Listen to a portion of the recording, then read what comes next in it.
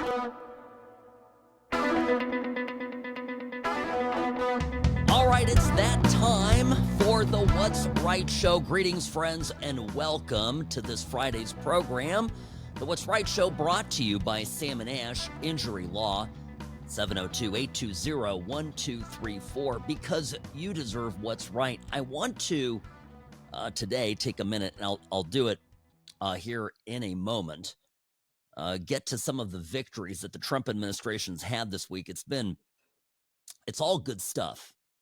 And I think that, some of you, judging from the emails, are getting dismayed that things aren't progressing fast enough. Mark my words, we are moving at an absolutely unprecedented rate forward, and I'll tell you why here during this program. But I want to get to a thought that I had this morning about the Tesla terrorism that is spreading like wildfire across the country.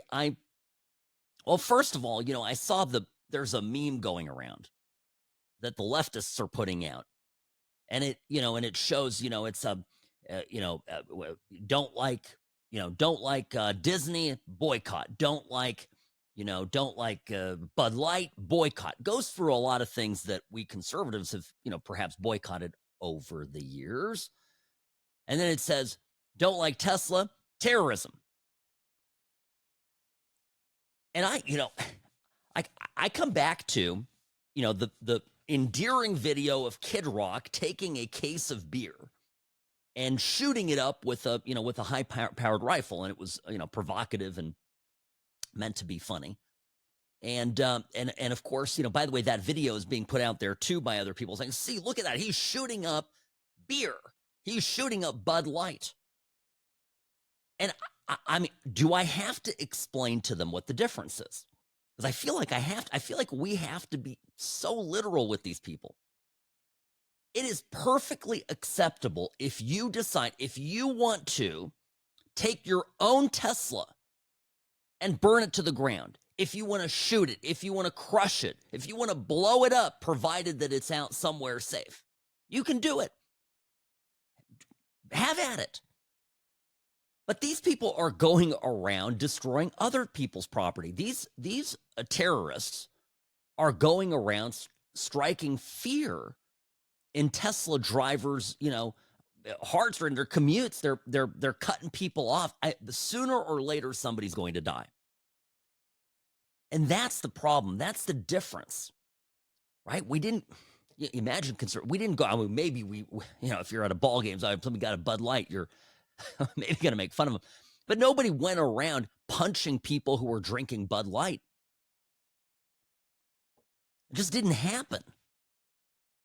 And this, the more I started thinking about this organized campaign and how delighted these top Democrats are with Tesla's stock price falling, I started to think of something that nobody really is talking about. And that is, I am convinced with the penchant that these congressmen and politicos have with rigging the stock market, that these people are profiting off of the Tesla stock taking a nosedive as a consequence of these violent acts.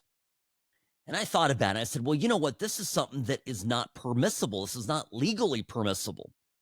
There are existing laws against this type of action.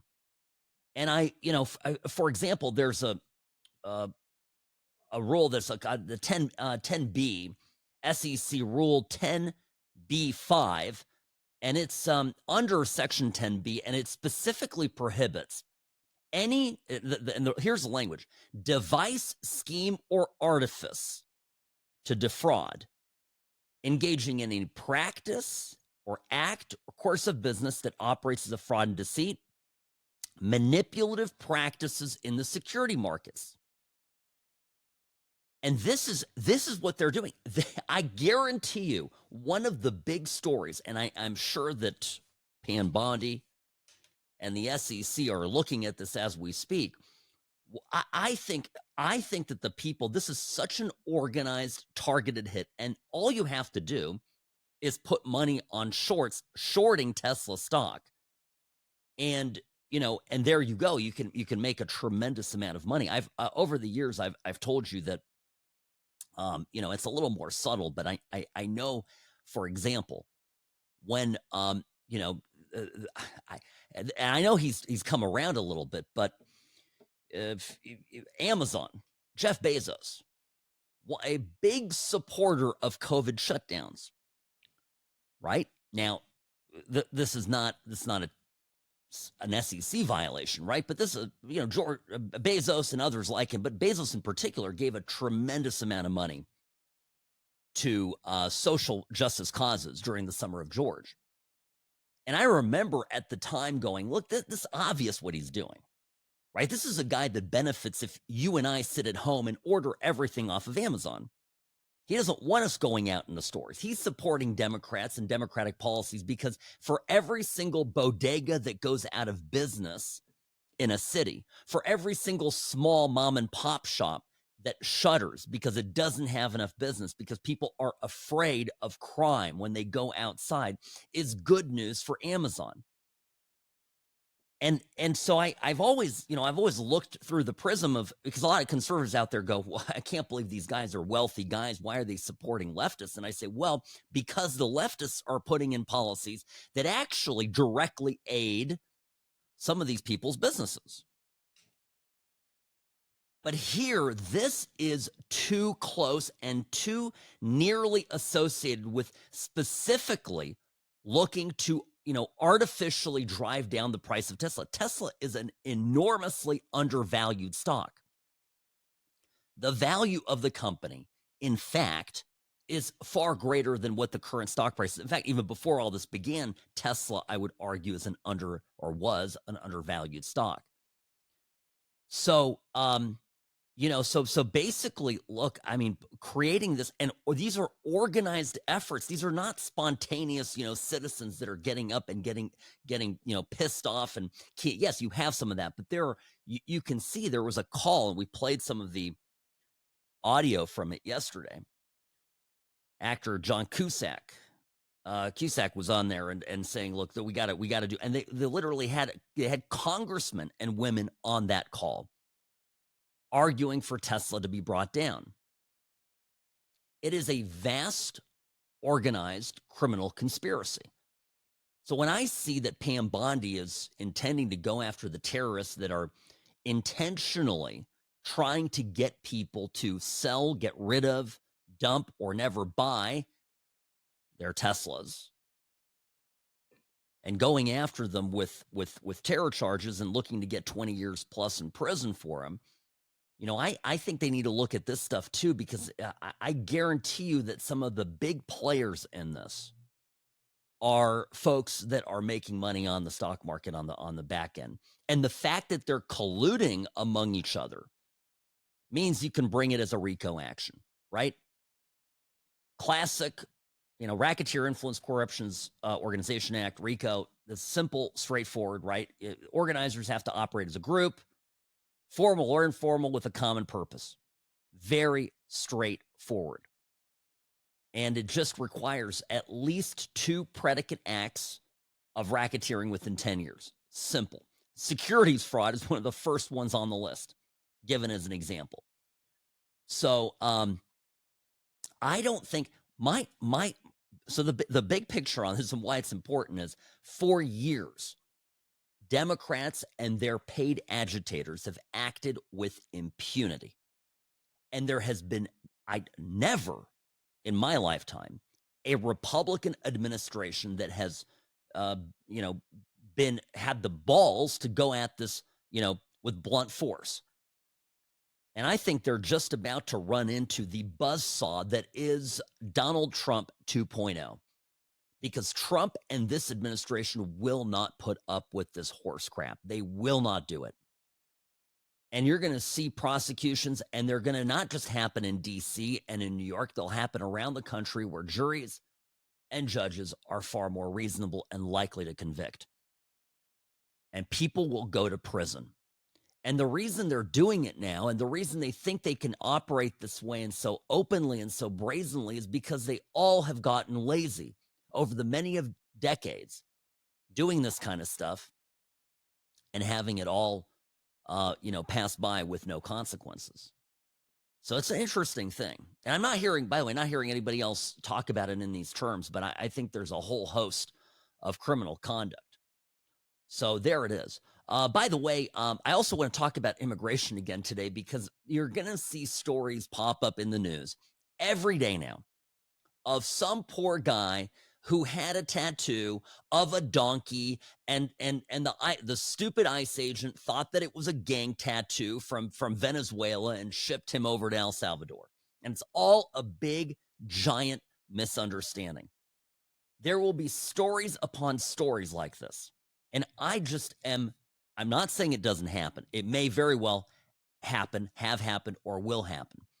But by and large, these stories are absolutely created, in some cases out of thin air, to give the impression that, that Trump is just scooping people up indiscriminately and catapulting them over there into one of Bukele's prisons.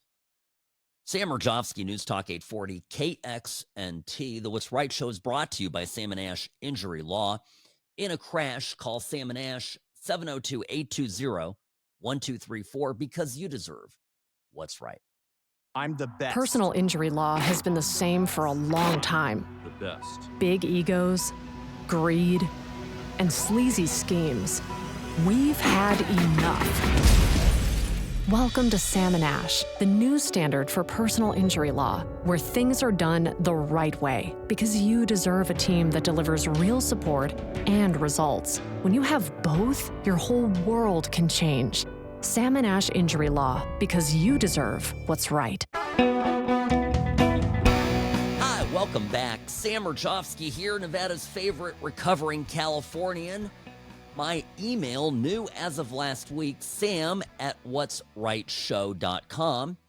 And of course, on X, formerly known as Twitter, @whatsrightsam is my handle there.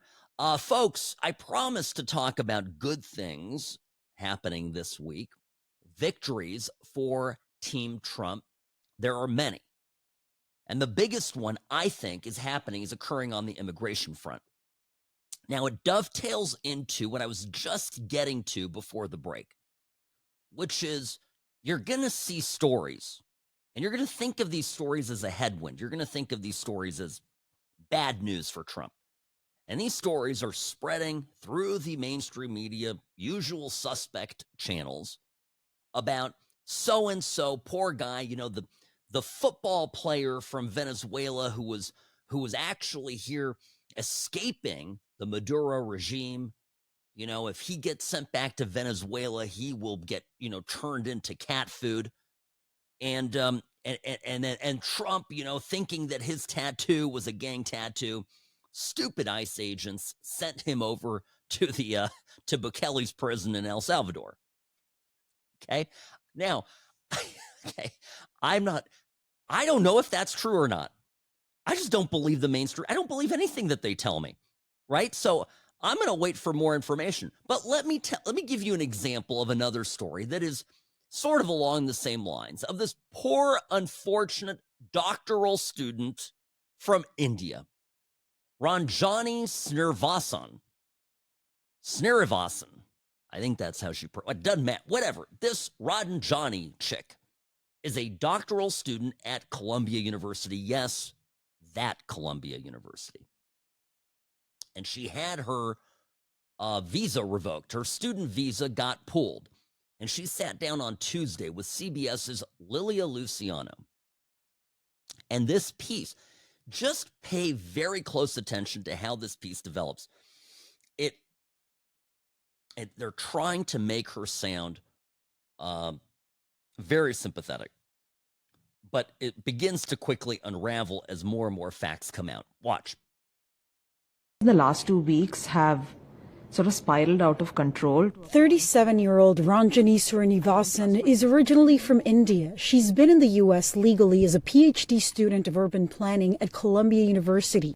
But in early March, she was suddenly notified that her student visa was being revoked. I was talking to the advisor from the international students office on Zoom. She was reassuring me that I'm fine. And while that was happening, ICE was knocking on my door. Without a visa, her enrollment at Columbia was terminated, and fearing she'd be detained indefinitely, she fled to Canada. Okay, stop, pause it right there.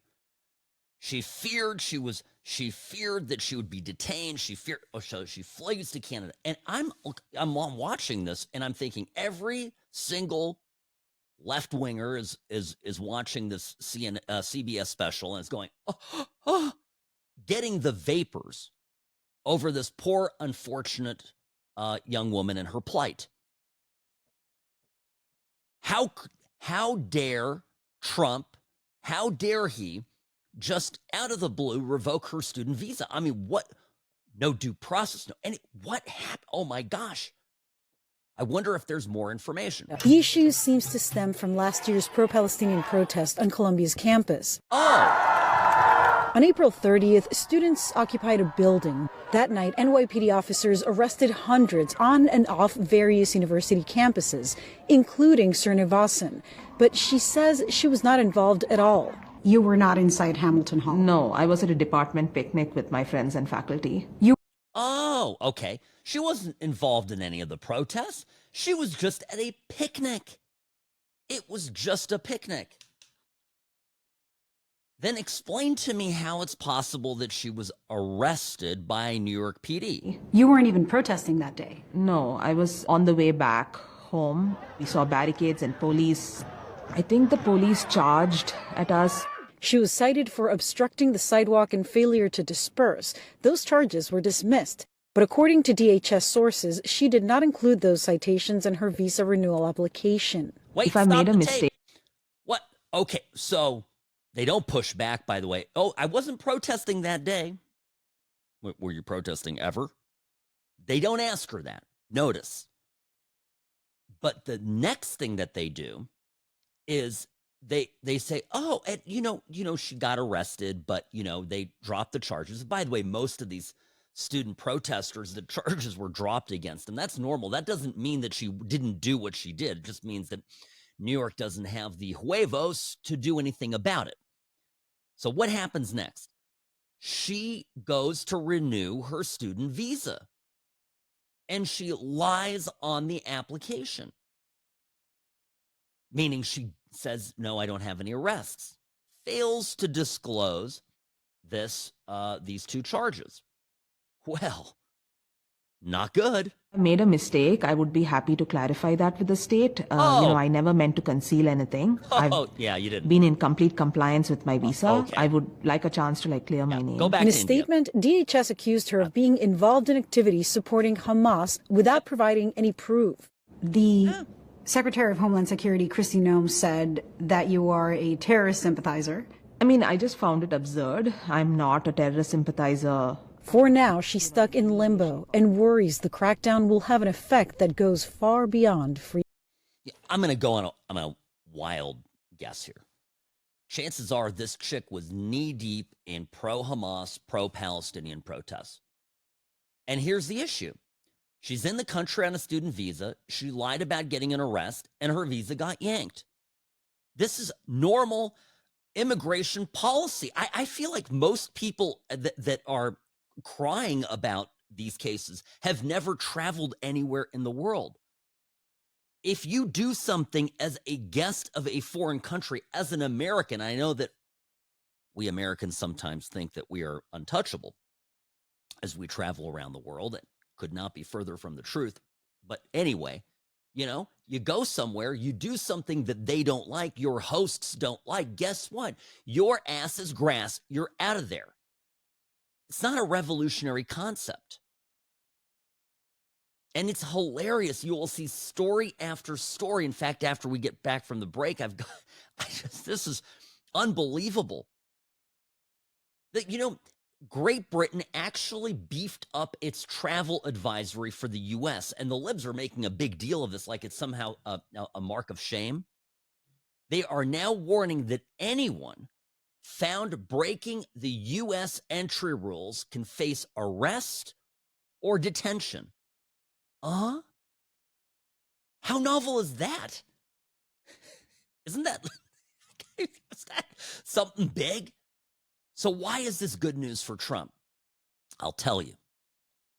Every one of these stories is a cautionary tale and a commercial for everyone out there thinking about coming into this country illegally and breaking our laws. And I'm telling you, this is a giant, successful marketing campaign to get people to not come here illegally. End of story. It is powerful stuff. And the media is helping with it, which is great. Little did they know they were deputized agents of ICE. Sam Mirejovsky, News Talk 840, KXNT. The What's Right show is brought to you by Sam & Ash Injury Law, because you deserve what's right.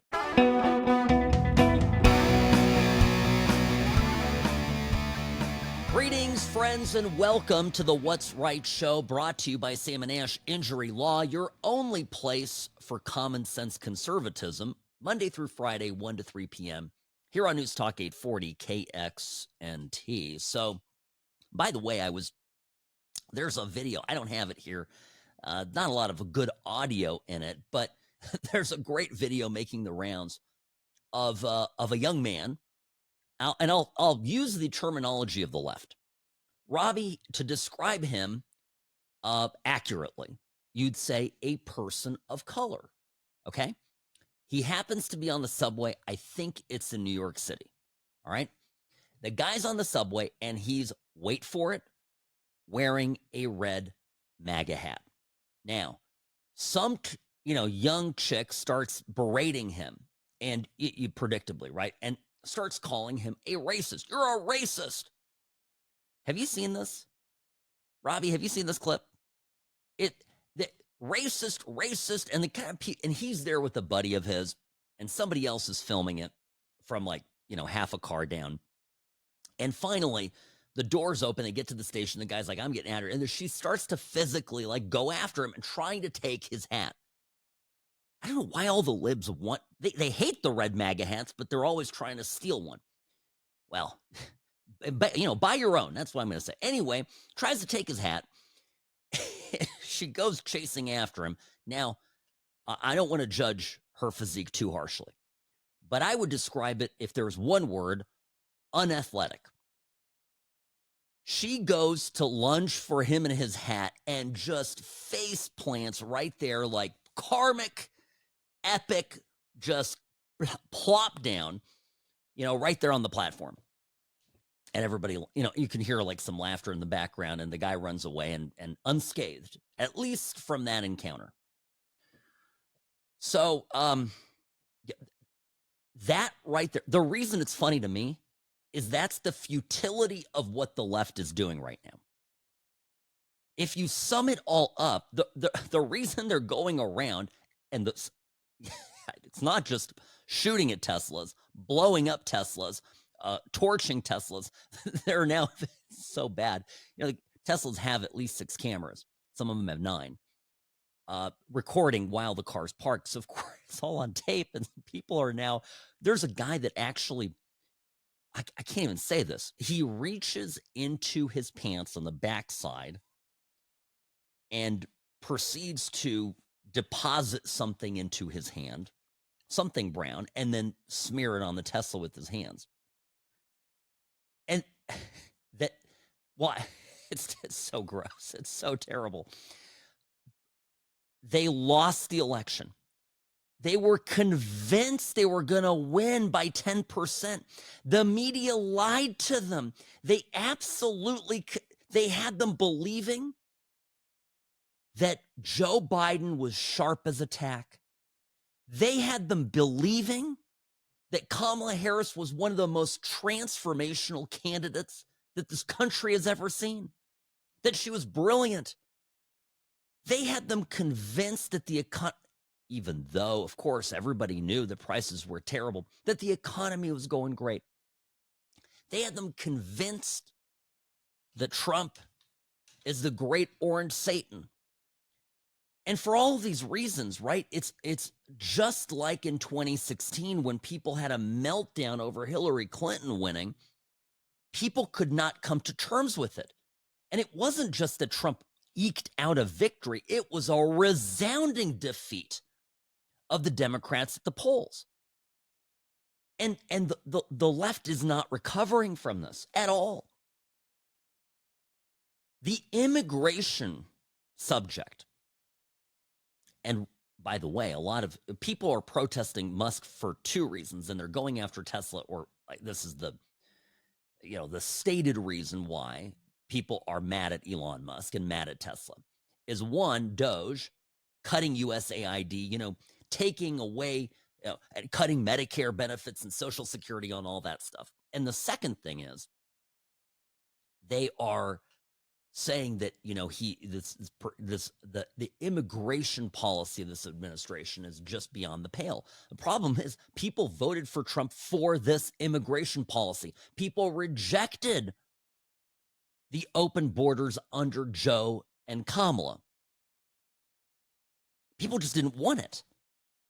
We were done. And you know why? Because fentanyl is pouring into this country. We had hundreds of thousands of missing kids, likely sex trafficked in our beautiful nation. Every month, somebody was raped, killed, assaulted by an illegal immigrant, violent criminal that had been caught and released over and over again. Our job market was getting gutted by cheap labor. Towns overrun by mass migration. We were turning into Birmingham, England, like legit. And so enough was enough, right? And the American public voted for Trump. And Trump, it's not like Trump hid anything from people. This isn't Project 2025. We're going through Trump's, 5-point plan here. I'm going to close the border. I'm going to deport bad people. We're going to cut spending. He literally campaigned with Musk. Musk went to every single one of Trump's rallies in the last 2-3 months of the race. None of this was a surprise to anybody, okay? So, and now what do the leftists have? Because objectively speaking, okay, if you were I know smart Democrats out there, and this is how they're thinking. I'm just going to let you know. The smart Democrats out there are going, oh my gosh, this is all stuff he campaigned on. And the American public wanted it, which tells us we have to rethink our platform. That's the right way of doing it. I was interviewed yesterday, Channel 3 asked me about the AOC Bernie Sanders grievance fest, right? They wanted me to tell them, and I basically said, look, Democrats have become the party of grievance anger. And that from a messaging perspective, politically, it's a failure. It's a complete flop. They need to tell us what they're for, not what they're against. It's very, very important. So anyway, I'm coming back to the subject of immigration. A lot of you are out there. I'm getting your emails, by the way, sam@what'srightshow.com. That's the new email, sam@what'srightshow.com. And I'm responding to you guys as fast as I can. I'm just not, I know that you think that this Judge Boasberg and these other federal judges gone wild are, posing a threat to Trump. I'm just not that worried about it. I would say that the number one objective with immigration is to shut the border. Okay? Shut the border. We've done that.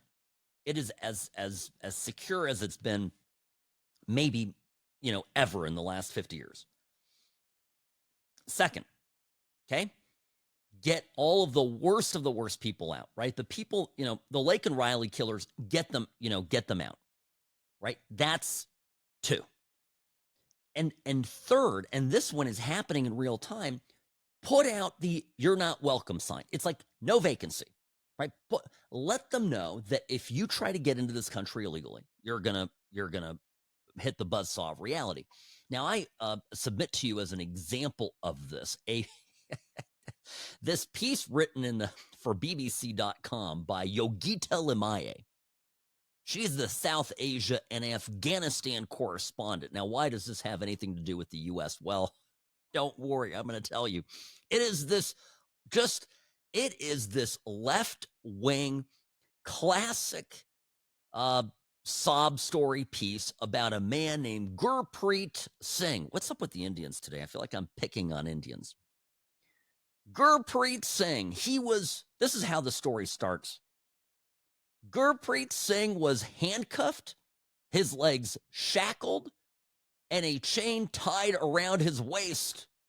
Good heavens, it's terrible. He was led onto the tarmac in Texas by U.S. Border Patrol toward a waiting C-17 military transport aircraft. We've seen pictures of this, right? All over the internet. Illegals getting, like forming an immense charm bracelet, getting led on to these airplanes. It was February 3rd, and after a months-long journey, he realized his dream of living in America was over. Womp, womp, womp. I can't do this with a straight face, Robbie. He was being deported back to India. It felt like the ground was slipping away from underneath my feet, he said. So, pause here, and I'm going to have to take a break. I hate to do this, but just pause here for a second and appreciate, I'm reading this as I think you're reading this, going, well, wait a minute, this guy, why am I supposed to feel sorry for this guy and his dream to come to the U.S. illegally? Like, this guy's violating our country's sovereignty. If I snuck into India across the border without showing my passport, without getting cleared by immigration, they would do something similar to this, probably worse. So how is any of this a problem? And here's, I'll get to the chase here, because the story goes on and on about this poor Indian guy, and it tracks his map. He went from Sultanapur Lodi, which is up in northern India, down to Mumbai. Then he flew to Amsterdam. Then he flies to Venezuela, and then he goes down through South America all the way to through Colombia, and then up through Central America, Mexico, and boom, into San Diego, where he gets caught. So what's his takeaway? And they put this in the story, by the way, and I think they intended to make this thing sound, this whole thing, right, as bad America. How dare America do this? This is what Mr. Singh, Gurpreet Singh, says, quote, "No one will try to go to the U.S. now through this illegal donkey route while Trump is in power." And like that, the marketing for our closed border and our secure country continues. Make this guy a spokesperson. Unbelievable. By the way, sorry about that accent. I could not resist. Sam Mirejovsky, be right back after this.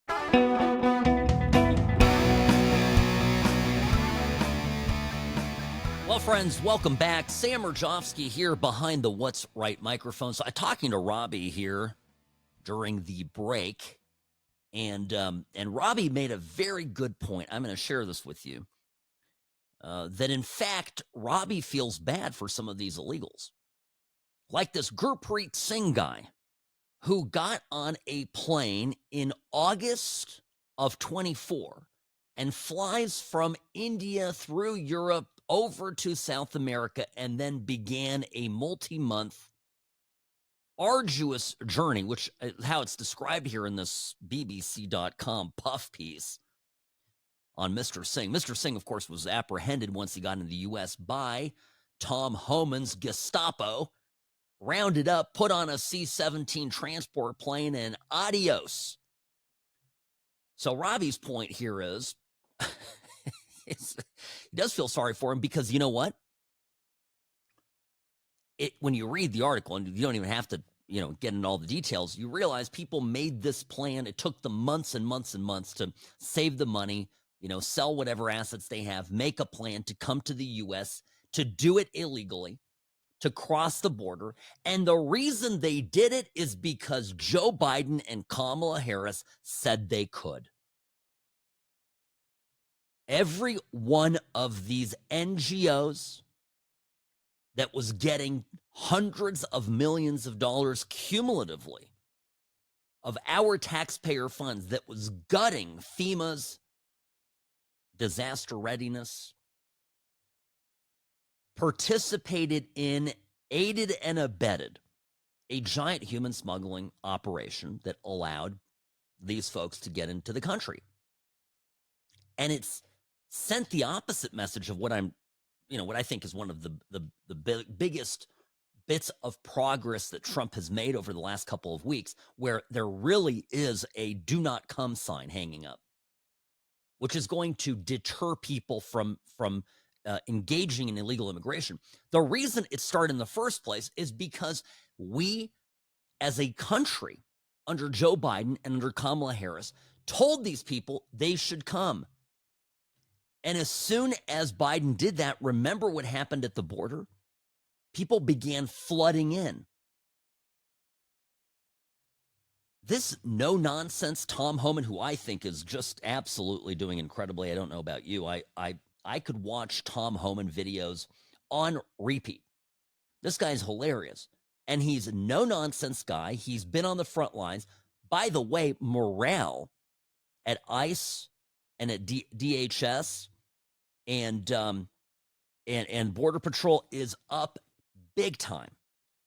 Agents that retired, that got the hell out under Biden, are begging to come back. They're not going to have a problem at all retaining people and hiring new people, bringing people back out of retirement. Trust me. The agents, for 4 years, their hands were tied. It wasn't that we couldn't secure the border. That was one of the biggest lies of the Biden administration. It simply was. It was a flat-out falsehood. And look, it was all done by design. Because think of how much money was laundered through this scheme, how many bodies they got here, how that affected, future census districting, putting more congressional districts in blue states. This was a scheme intended to get this result from go.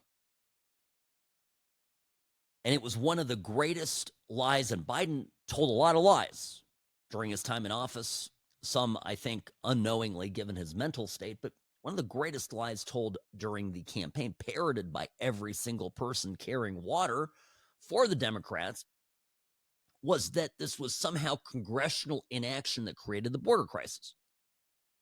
That if only Congress passed a bill, if only there was more money, if only we could hire more agents were getting the hell out. You remember how Mayorkas, isn't it nice we don't even have to talk about him anymore, Robbie? Alejandro Mayorkas, the Kristi Noem. Yeah, I'll take Kristi Noem over Mayorkas all day long. And Mayorkas didn't have anybody named Tom Homan as his border czar. He had Kamala Harris as his border czar. Anyway, Mayorkas, remember when that Border Patrol guy on the horse had the reins that got loose, and and the picture got sent around saying these guys were whipping migrants. And Mayorkas, they came down like a ton of bricks on the agent. Big to do. The morale busting of this agency was insane. It was deliberate because they wanted to break them. They wanted everybody in there who actually wanted to protect the border to be eliminated. Remember, we had videos. They would come out every few months. There would be a video of some get-together, some meeting of Border Patrol agents standing around. But hey, Chief, aren't we supposed to be protecting the border? What the hell are we doing? And Chief goes, listen, don't ask any questions. Don't do that. Don't go there. We are here, right? By the way, that's what Republicans do when they're told to follow an order they don't like. They just do it. They might quit, might not like working there. They might even, present themselves as a whistleblower to Congress, but they don't just say, oh, we're going to quietly work against Biden. Imagine, right, the kind of opposition Trump is facing in some of these agencies from these deep state Democrats that are entrenched in their positions and are willfully, deliberately, by design, conspiring to disobey lawful orders of the commander-in-chief, of the unitary executive, of the president. Imagine if the Republicans, the conservatives, I think, generally speaking, if you're signing up to be a Border Patrol agent, you probably maybe, are center right. Imagine if they just decided, no, we're gonna close the border. We don't care what the senile guy has to say. It's just one of many ways and reasons we Republicans are not the same as them. But I digress. The issue here is, right, that this agency now, we've demonstrated that it was always within the president's executive authority to get this thing done. And it's getting done. It's happening. And if you want one thing to look at, right, that is just, wow, there we go. It's this. Now, I'll tell you, so the border is just in a completely different place. 2 months later, we are what now, 2 months and a day into Trump's presidency. Things are going really, really well. When we come back, I want to look at a little bit of the economic news. And by the way, do you see this talk about doing away with income tax is picking up? Really? I mean, we're rethinking some radical things. Yeah, Florida is thinking about doing away with property taxes. But at the federal level, the Trump administration is seriously examining doing away with income taxes. So let's talk about that, too, when we come back. Sam Mirejovsky, News Talk 840, KXNT. This hour of the program brought to you by Sam & Ash Injury Law, because you deserve what's right.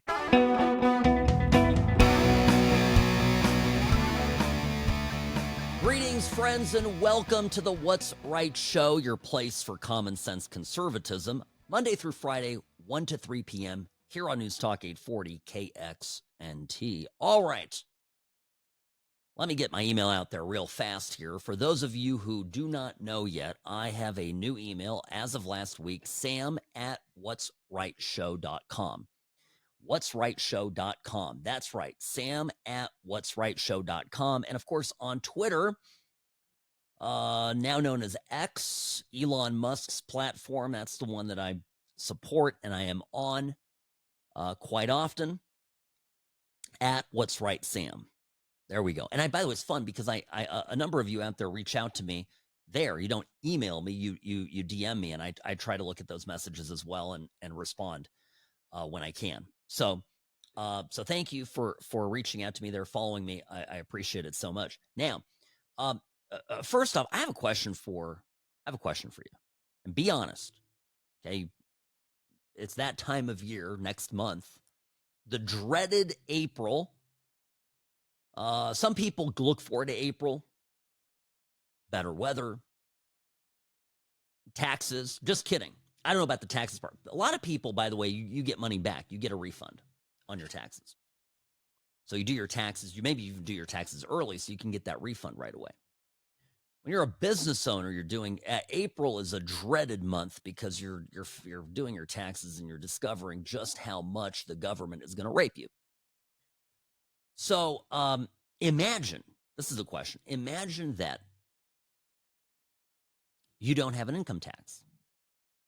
Now, if you live in a state like California, right, you'll still have the state tax. If you live in a state like Nevada, here in Nevada, because we don't have a state income tax, if the federal income tax were to go away, you would have basically no tax on your income. Same for places like Florida. That's a really revolutionary concept. And I originally said this even before there was any serious talk of it when people were discussing tariffs. I said, watch, Trump will bring in tariffs.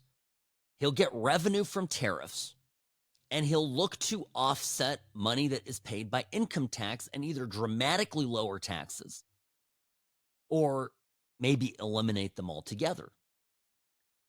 And this is why I want to bring to your attention, there was a interview here with Howard Lutnick, who is the Commerce Secretary. This was yesterday on the All In podcast with David Friedberg and Chamath Palihapitiya. And Chamath, of course, a tech guy and really a smart guy. And so, but here's Lutnick talking about what a no income tax for earners under $150,000 would look like. It's really a revolutionary thing. I said, I think we're going to cut $1 trillion a year in expense. And then I think we can, through tariffs and other means, we're going to get revenues of $1 trillion. Okay? Incremental revenue. Incremental revenue. Yeah. And we're going to balance the budget. But sorry, let me just ask one question. How do the tax cuts or the extension of the tax cuts? There is zero basis. I mean, Zero basis. where I was yesterday and where I am tomorrow, like, oh, it's a tax cut. No, it's not. It's the exact same thing as yesterday as today. To say continuing yesterday tomorrow is like silly. So let me ask you on tariffs. Having studied it yourself, when there's higher tariffs, people purchase less, things cost more. No, we'll talk about tariffs. Yeah. Let's just finish. Focus on let's this. just Okay. finish Yeah. Doge. So I'm in the car with him, right? And I said, we're going to balance the budget. And I said, but I have one favor to ask of you. If we can balance the budget for you, will you agree to waive all income tax for every person who makes less than $150,000 a year for the United States of America? Which, by the way, is about 85% of America. Right. And the reason you want to work for Donald Trump is he looks at me and goes, sure. Like, you realize the President of the United States said, if you balance the budget, sure. And he's not lying. He's not kidding. He's like. There it is. I want to point this out. We have to cut spending. We have to right size our trade deficits with our trade partners. We can't, for example, accept 350% tariffs from Canada on our eggs or on our dairy and then say that's fine and buy their stuff, for 0% or 7%. It's absurd. But think about it this way. Think about these tariffs. If we make things coming from abroad a little bit more expensive, yes, that tax on stuff that is made in China, that is made in Germany, that is made in India, that's made in Vietnam, made in Canada, Mexico, etc., the cost of those goods will go up for you and me as end consumers by whatever that tariff is. It's going to get passed on to us. But we don't have to pay that. I can choose to buy a U.S.-made equivalent product. Now, for example, I'm just going to be honest with you. Like, there are certain foods, Italian cheeses, for example, or French cheese that I love. I'm going to pay them. I'll just pay the extra money. But if I'm making, $100K a year, I'm getting taxed, 30%, 25, functionally 25%, let's say, of my annual budget goes out the door to taxes. And right away, right, every single paycheck, the grubby hand of government just goes in there and grabs my money. If I can have that money back, I can pay the tariffs. I can pay the extra for the foreign stuff that I want to buy. But at the same time, I can agree to just buy American. And more American will get produced here in the U.S. every single day. Every single day, there's another news story of a company proactively, big international conglomerate company, proactively building a factory or committing to build a factory to produce whatever they produce here in the U.S. so that they can get around tariffs. Now, this in turn will create more jobs in the U.S. More jobs in the U.S. creates a better economy for everybody. A better economy for everybody creates more money, more salary, more payments, more value that each American worker, whether it's blue collar or white collar, can yields and in turn can command in salary, in wages. You have any idea what kind of wealth this could unleash? And that money, I've always argued, every time the government takes, $25,000, let's say you make $100,000 a year. That's a round number. It's a lot of money, but $100,000 a year, government takes $25K off the top. Look at the way this money is being spent. What we've learned from Doge in the last few months is that everything that Ron Paul has said over the years is true. Right? Everything Ron Paul said about the spending in the government, and of course his son Rand Paul as well. It's true. Actually, it's even worse than we ever imagined. Remember the story I shared with you about that one agency that has 280 employees in a 9-story beautiful building on K Street in Washington, D.C., and everybody's got big window offices with private showers, and they're spending money on champagne and billing their BMW payments to the literally to the government credit cards. That's just a little snapshot. What's the point? Obviously, that's fraud. They ought to go to jail. But the real economic aspect to this is that your 25 grand that is taken from you, or the 20 grand that's taken from you, or the 5 grand, or in my case, quite a bit more that's taken from me, is wasted by government. And it becomes dead money. It does nothing. It's just inert. That money has far more energy, has far more consequence when it's released back in the economy. So if you don't have to pay taxes, a guy paid $150K a year or less, not paying taxes, that money, he's keeping that money, and that money is going straight back into the economy. And in large part because you have a choice of whether, again, let's say the tariffs are high. You have a choice of buying foreign or domestic. And you choose to buy domestic, prices are going to be lower, competitive, and maybe because the cost of competing goods from abroad are going to be higher, so prices will go up. But remember, there's always a market equilibrium, right? Prices are set by demand and by supply. And so what will happen is more people will be buying more stuff produced by more Americans who have more jobs, and the jobs are better paying. And thus, those Americans are reinvesting their money into the economy. And so goes that cycle over and over and over. And our economy begins to turn in a way that we can't even begin to wrap our minds around. If Trump can make that happen, and I think he can, we are going to be a glorious country of immeasurable wealth. And on the left, you've got a bunch of freaks burning Teslas going, stop Elon Musk. There's no competition right now between Republicans under Trump and Democrats under AOC and Bernie Sanders. Give me a break. Sam Mirejovsky, News Talk 840, KXNT. The What's Right show is brought to you by Sam & Ash Injury Law, 702-820-1234, offices in Nevada and California. The only law firm to trust with your injury case, because you deserve what's right. The Sam & Ash team, they wanted me to have the best care. They had my interests at heart. I have an enormous amount of gratitude. I cannot say enough thank you.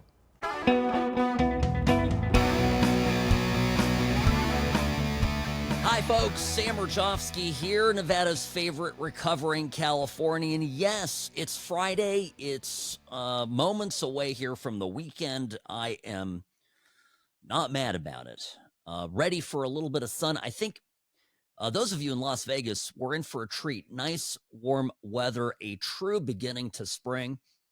So I look forward to that. And next week, geez, I peaked at the temps, supposedly well into the 80s and maybe even 90 on Tuesday or Wednesday. Whew, it's starting. My goodness. All right. Those of you not in Las Vegas, why aren't you here? It's the best place. I love Las Vegas, love Nevada, and grateful to be here. Now, I just was going through here before the break the consequences of having a tariff-based a tax income stream for the federal government. And Howard Lutnick, sat down yesterday on a podcast, was saying, hey, he's convinced Trump to let him and Elon Musk figure out a way. He's our commerce secretary, very smart guy, how to create a government that is able to operate by a combination of spending cuts through Doge and tariff revenues a situation where people who make 150K or less annually pay no federal income tax.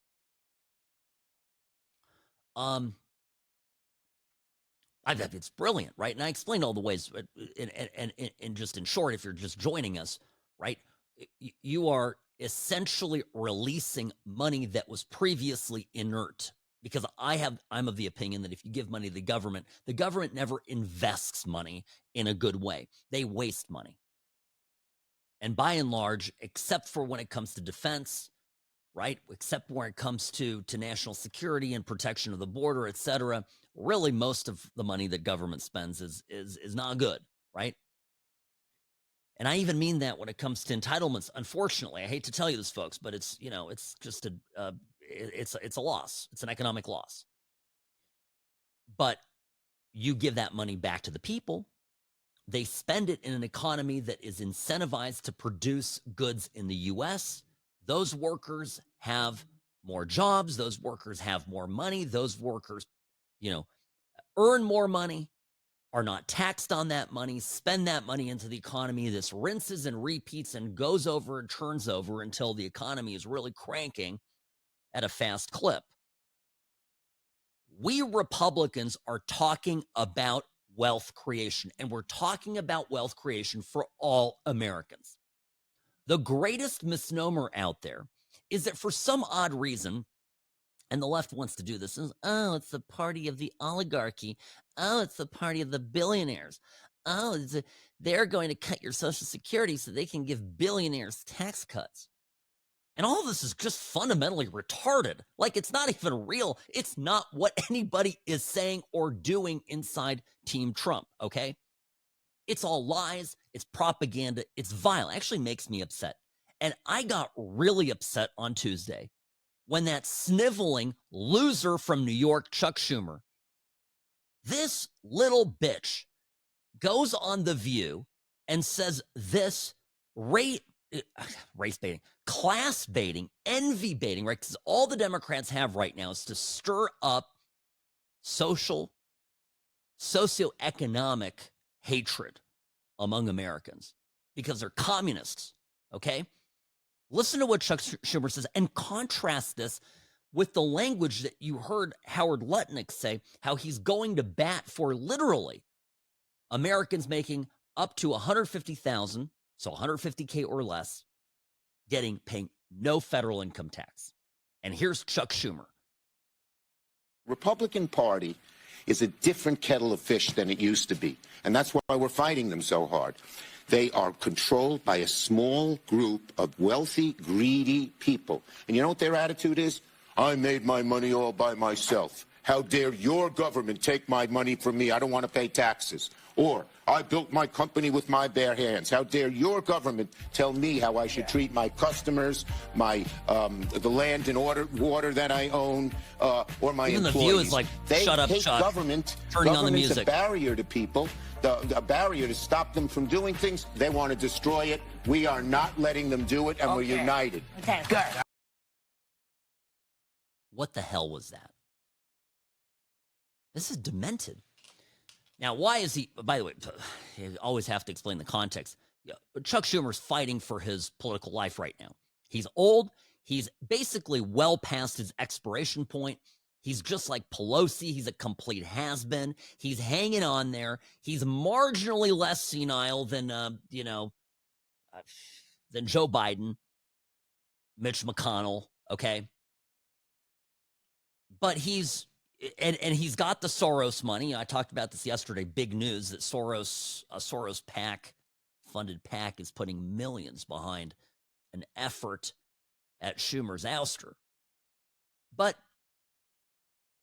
what does a Democrat do when backed up against the wall, backed into a corner, fighting for his political survival? Well, like any good Bolshevik, they start going, ooh, rich people. My parents escaped communism. My family lost everything. And I had, would say kind of a middle-class family on my father's side, very, very wealthy family on my mother's side. And it doesn't matter if you're a middle class or if you were wealthy. Communism effed you over. Dunzo, like without question. Curtains. And this guy, a senator from the U.S., is going back using the same rhetoric that Lenin used and Marx used, okay, to somehow stir up, hatred of the rich. And notice what he said. Oh, I earn my money. You know what? Yeah, I think a worker in a factory earned his money. I think if you are working, 50 hours a week and making an hourly check plus overtime, you earned your money. I think it's obscene that the government is taking some percentage of that. I think that's immoral. And honestly, it does, to me, it doesn't matter if you're a billionaire or if you're a wage earner. It's not the government's money. The government ought to exist in a way that it takes only the bare minimum that it needs to from its hardworking people. Whether it's Elon Musk or Joe Schmo working in a steel mill. The government ought to be so prudent and judicious with the money that it takes from us. And instead, these people are living in a self-constructed, self-indulgent paradise. Living high off the hog, wasting money like it has no end because they can. Because an unelected bureaucratic class runs this country. And how dare Donald Trump, Elon Musk, Howard Lutnick, whoever, do anything about it? Screw these people.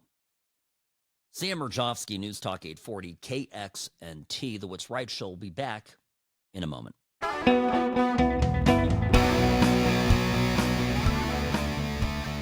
Greetings, friends. Sam Mirejovsky here, the voice of reason, the sage of Southern Nevada. Happy Friday.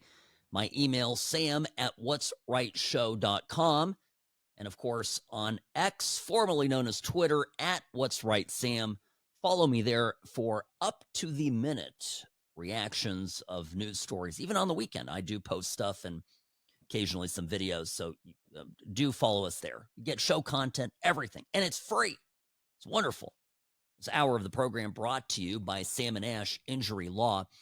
If you love this program, you should never consider using a different attorney. You should not consider talking to your own insurance company. Get legal advice first. Even if you don't hire Sam & Ash, it's good to know your rights. Don't trust the big woke DEI, go with the flow mega corporation when it comes to your injury, when it comes to your property damage, when it comes to your case. Don't do it. Talk to Sam & Ash Injury Law. 702-820-1234, the only law firm to trust with your case in Nevada and California. Offices in the beautiful cities of Las Vegas and Newport Beach. There it is. And why do you need Sam & Ash? I'll tell you, I always say this, because you deserve what's right. And I think each and every one of you know what that is.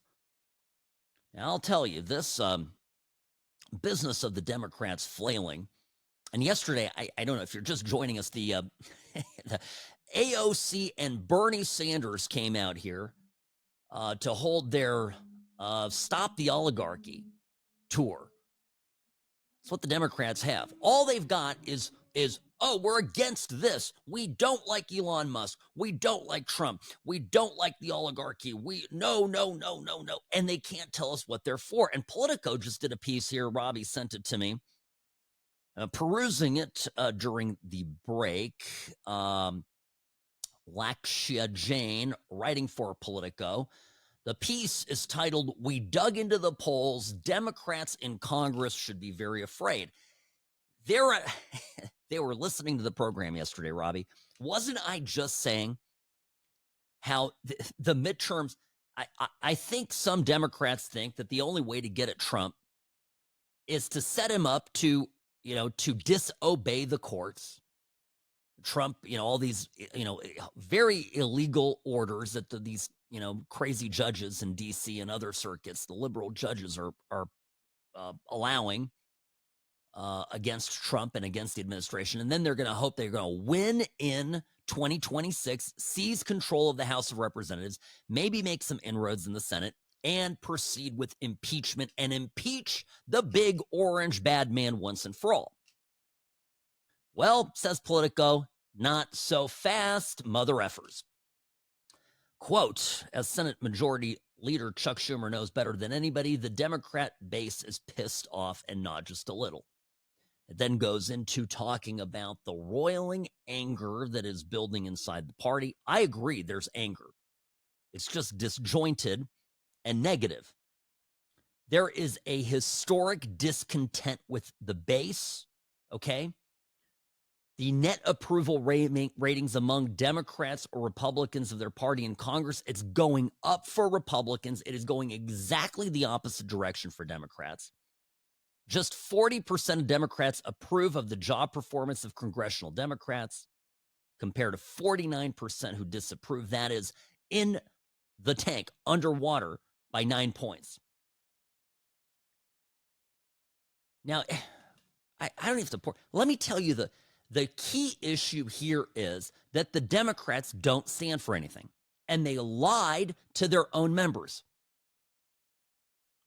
They lied to them about Biden. I'm going to say it again. I keep repeating this, but it's so important. Imagine for a minute. This may be difficult for some of you. Imagine for a minute that you are a Democrat. Robbie just went pale. Okay, you're a Democrat. All right, I just made you a Democrat, Robbie. Now, the last 4 years, think about it. Think about all the ways that your party blew smoke up your rear end. They told you how great everything was. They said how it was fantastic. The economy was great.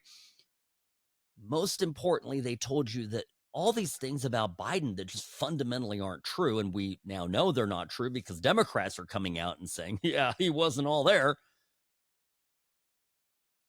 A small cabal of left-wing wingnuts were actually running the presidency, something this program reported on a near daily basis. But such notable names as Jake Tapper and others assured us that that was not the case. Biden was sharp as a tack, brilliant, in command of the facts. Alejandro Mayorkas going, oh, he just asks the most probing questions, when really, probably, Mayorkas had one meeting with him, at which point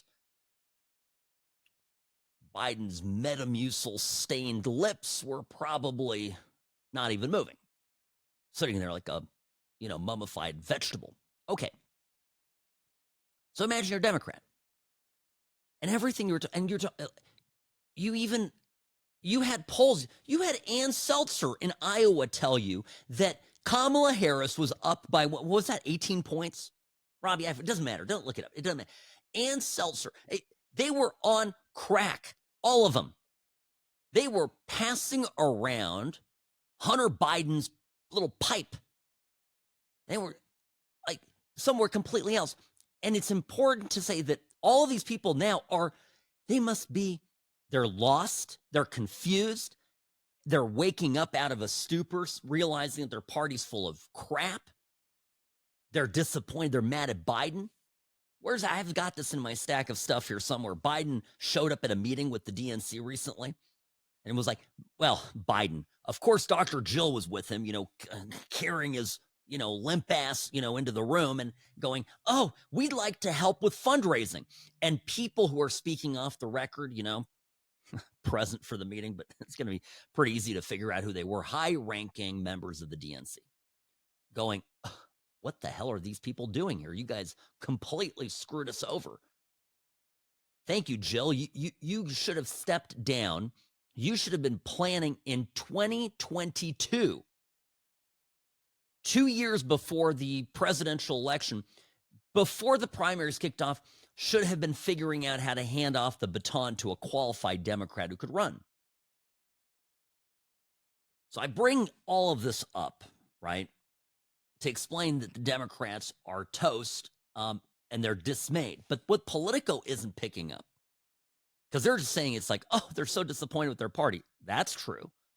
But the problem is that their party has been wrong on everything. Here's a case in point. How many times during the election did I keep talking about COVID? Some of you emailed me, Sam, stop talking about COVID. It's in the past. Sorry. I like history, and it's pretty recent. And the reason COVID matters is because there were so many great lies built around COVID. And there was manipulation, and there's deprivation of rights. And there was an attempted hijacking, and it was actually successful for a time, of our entire society by, these deep state globalists. And it's not a conspiracy theory here. That happened when we know it happened. And now the Democrats are running away from it. I think the one encouraging, if you will, bright sides of Gavin Newsom and his insufferable podcast is he's realizing he has to remake himself as a conservative centrist, a center-right person in order to win any national office. There's a Democrat who, for the sake of his political career, gets it. But the others, well, okay, including Newsom, I'll say this, they have to lie about their past positions in order to get by. Randy Weingarten, who is the head witch of the teachers union, who is essentially, this is a component part of the Democratic Party, the DNC. It's like an auxiliary arm. I'm going to say something controversial. Robbie's like, oh, just now? No, I'm going to say something controversial, Robbie. The teachers union is to, remember SATs? Okay. The teachers union is to the Democratic Party what the Houthis are, okay, to Iran. All right, it's like a wholly funded subsidiary group who goes out there and attacks enemies of the master organization on its behalf. I actually don't think that that's too controversial. It's definitely true. So here's Randy Weingarten today, this week, talking about COVID and about reopening schools. This was one of the top people fighting Trump on reopening schools. This is the reason your kids are behind in school. This woman, one of the principal architects of closing schools so she can get more funding and have more political power, this person ought to be in prison for what she did to the young people of this country. And listen to her now. COVID was a terrible time for us. And as you know, because I was on your show a lot and other shows, I wanted schools to be reopened as early as April of 2020. The issue was the fear and the issue was the safety issues. But COVID has really hurt in so many ways. But this has been a Republican talking point for a long time. This has been a Republican talking point for a long time. I wanted schools to reopen as early as when? What did she say, Robbie? As early as what? I mean, I have to get my ears here. April of 2020. This bitch, pardon my language. I have kids. I have young kids. I'm angry. I mentioned to you folks not too long ago that my wife, who tutors, basically does reading, volunteers reading in public schools here in Las Vegas once a week. Goes once a week, reads with kids in elementary school. Another kid now that she ran into, 4th grade, can't read. Not an immigrant, not ESL, an American kid cannot read. I mean, it's terrible. So here is Randy Weingarten. Oh boy, I want to use some real foul language about this woman. This is just a little taste of some of the stuff that she said back during COVID. Okay? Just because Donald Trump wants to take a risk with people who go to bars or beaches, those of us who have spent our life teaching kids are not going to take a risk with kids or with our members' lives. You got to delay school opening because if you don't have the mask, how are you going to be able to do this? There's a huge difference between working in Walmart and working in a school. You know, even a situation This like is September of Florida, 2020. where it was pretty clear that schools should not reopen, and where Miami schools did not reopen because you had people who were courageous and who were willing to defy DeSantos's denials. That 25,000 strong union voted in the majority to stay at home for at least another 2 days to defy Chicago Public Schools' orders to return to the classroom. Does the AFT stand 100% behind the Chicago Union? So, of course, we stand 100% behind the Chicago Union. If we get the testing, February the vaccine 2021. prioritization, and these mitigation strategies, 85% of them are comfortable being in school. So essentially, we got to put our money where our mouth is, which is if it's really important to do, we got a roadmap. Let's make it happen. But that's a lot of ifs. Everyone is asking when and how are we getting our students, our children, back into those classrooms full time? So full time is going to depend upon Still doesn't what's want to going reopen on with schools. physical distancing and what's going on with the variants. You recently pushed March back on the CDC's 21. new social distancing guidelines for schools from 6 feet to 3. Why? Because, you know, because trust is actually earned. We need to, you know, bring back our masks for schools. July So 21. the bottom line is we're going to keep kids safe. We're going to keep our members safe. And we're going to try to open up schools. This is despicable. Again, she literally has zero problem going yesterday on CNN and telling Breonna Keller, I wanted schools to be reopened as early as April of 2020. It's almost like this. Did she not realize the internet exists? Like, who can lie like this? This is sociopathic behavior. And now we're to it. The Democratic Party, the new Democratic Party, is a amalgam of sociopaths, of people that actually don't believe anything. They just want political power. They just want money, and they will sacrifice whoever and whatever to get it, including your kids. If you weren't angry before, you should be angry now.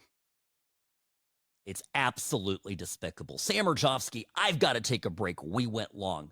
Be right back.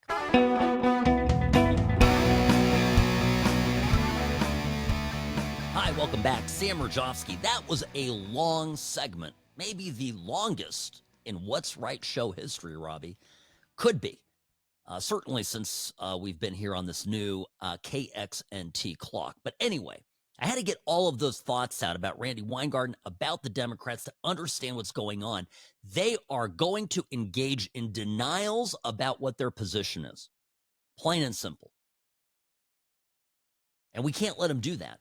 We can't let them reinvent themselves and count on us having, goldfish memory. Going, oh, well, now you say you wanted to reopen schools, and now Gavin Newsom says that, he never used Latinx and whatever. It's crazy stuff. Will turn out, by the way, give it 6 months, Gavin Newsom will swear that he was actually a Republican and he supported Trump and that he wants illegal immigrants to not be in California. Watch, it's guaranteed to happen. Now, there's a local story here. I just got to cover it. OMG, this is O'Keefe, James O'Keefe. His media group went undercover here in Las Vegas and got a guy named Albie Velarde with MGM to go on tape. And they're talking about hiring practices. Now, I keep meaning I'm hoping if we have a slow day, I want to talk about Vegas. There's a number of stories right now about Vegas losing its luster. And my short take, and I'll give you a longer version of this when we have time, but my super short take on it is that Las Vegas has become very corporate. And MGM is one of the corporate behemoths that controls Las Vegas. And I think I can comment on this because I live here and I see it, and I, know some of the people running it. Some of them are really great folks and friends of mine, but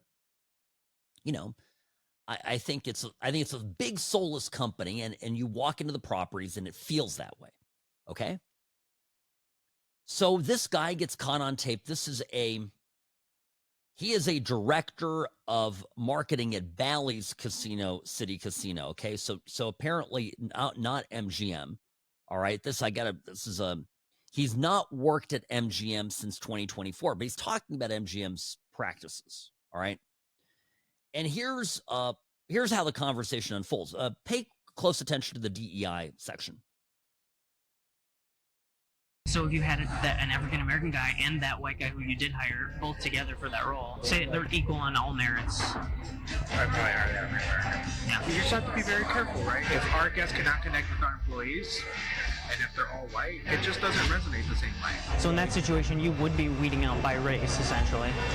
I would as well look at that, right? Yeah. We chose to investigate MGM. This led us to Albie Velarde, the director of casino marketing at MGM Resorts. Albie Velarde states he won't hire whites. You wouldn't have wanted to hire the white guy then at that point. Is there a cultural fit? Because if they're not, no matter how great they look on paper, if they don't fit well with my team, I'm not going to hire them. Velarde also speaks about how he avoids doing business with standard companies, preferring only to work with diversity-based companies. For me personally, instead of going to big companies to supply me for things, sometimes I'll find local businesses that can do it for me to help out local businesses. I will purposely look for those diversity suppliers, whether that is a women's-owned company, whether that is a black-owned company of some sort, whatever it is. I'm like, that's exactly who I want to work with anyway. And I think the company has always been very diverse because we need it. We've always been left-leaning though. Well, here's the thing. MGM is saying this guy never had any hiring authority while at MGM, and these policies aren't reflected, in what the company does. We'll talk more about this next week, but what I love, they're distancing themselves from this, and I consider that in and of itself a win. Sam Mirejovsky, News Talk 840 KXNT. Have a great weekend, folks. See you Monday.